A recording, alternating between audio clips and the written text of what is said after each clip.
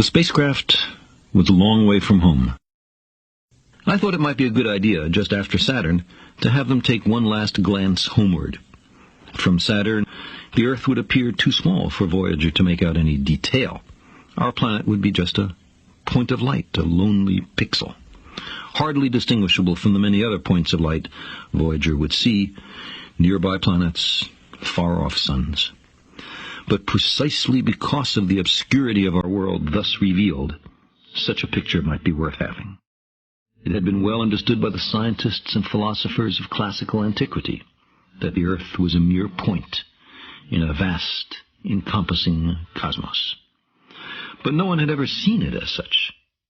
Here was our first chance, and perhaps also our last, for decades to come. So, here they are. A mosaic of squares laid down on top of the planets, and a background smattering of more distant stars. Because of the reflection of sunlight off the spacecraft, the Earth seems to be sitting in a beam of light, as if there was some special significance to this small world. But it's just an accident of geometry and optics. There is no sign of humans in this picture. Not our reworking of the Earth's surface, not our machines, not ourselves.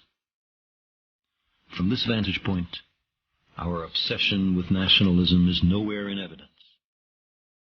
We are too small. On the scale of worlds, humans are inconsequential, a thin film of life on an obscure and solitary lump of rock and metal. Consider again that dot. That's here. That's home. That's us. On it, everyone you love, everyone you know, everyone you ever heard of, every human being who ever was, lived out their lives. The aggregate of our joy and suffering. Thousands of confident religions, ideologies, and economic doctrines. Every hunter and forager, every hero and coward, every creator and destroyer of civilization. Every king and peasant, every young couple in love, every mother and father, hopeful child, inventor and explorer, every teacher of morals, every corrupt politician, every supreme leader, every superstar, every saint and sinner in the history of our species lived there, on a mote of dust, suspended in a sunbeam. The Earth is a very small stage in a vast cosmic arena. Think of the endless cruelties visited by the inhabitants of one corner of this pixel on the scarcely distinguishable inhabitants of some other corner. How frequent their misunderstandings, how eager they are to kill one another, how fervent their hatreds. Think of the rivers of blood spilled by all those generals and emperors, so that in glory and triumph they could become the momentary masters of a fraction of a dot.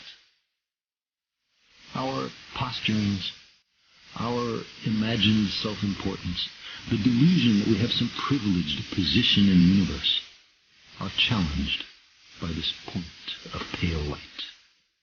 Our planet is a lonely speck in the great enveloping cosmic dark. In our obscurity, in all this vastness, there is no hint that help will come from elsewhere to save us from ourselves. Like it or not, for the moment, the Earth is where we make our stand. It has been said that astronomy is a humbling and character-building experience. There is perhaps no better demonstration of the folly of human conceits than this distant image of our tiny world.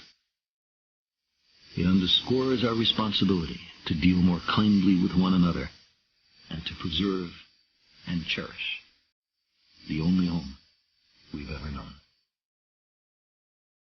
The pale blue dot.